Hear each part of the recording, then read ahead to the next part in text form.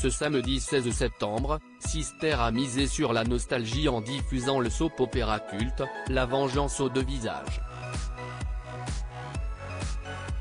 Une mini-série qui raconte l'histoire de Stephanie Harper, une femme bafouée et défigurée qui décide de prendre sa revanche. Un personnage emblématique incarné par l'actrice Rebecca Gilling. L'histoire de la télévision a été, depuis ses débuts, ponctuée de nombreux programmes cultes. Que ce soit des émissions comme Champs-Élysées animées par l'infatigable Michel Drucker, des séries télévisées, comme X-Files qui vient de fêter ses 30 ans, ou bien les fameuses soap operas.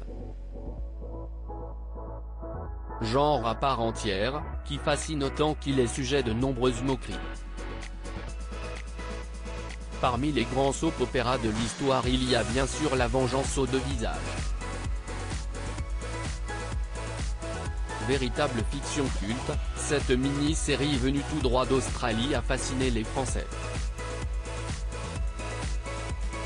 La mini-série raconte l'histoire de Stephanie Harper, une riche héritière qui s'éprend de Greg Marsden, un joueur de tennis qui décide de la jeter au crocodile lors de leur mariage de noces. Défigurée, et remplie de haine, la jeune femme décide de se venger de son ex-mari. Un personnage incarné par Rebecca Gilling, dont la carrière n'a malheureusement pas décollé par la suite. Des crocodiles à l'écologie 3 ans après la sortie de La Vengeance aux deux visages, Rebecca Gilling fait son grand retour dans son rôle de Stephanie Harper dans la suite de la série. Une suite qui n'a pas trop fonctionné et dans laquelle elle se fait attaquer par un crocodile, dans sa piscine. À la suite de ce flop, l'actrice a continué sa carrière à la télévision australienne, jouant dans de nombreux téléfilms et séries télévisées, comme Terre de Passion en 1988, ou bien G. Et en 1993. Dans les années 2000, elle ne fait plus que quelques apparitions. Un ralentissement lié au fait qu'elle soit PDG de l'association environnementale australienne à but non lucratif Planet Ark, dont elle vient souvent faire la promotion à la télévision australienne. Aujourd'hui, Rebecca Gilling tente de sauver la planète, et c'est tout à son honneur.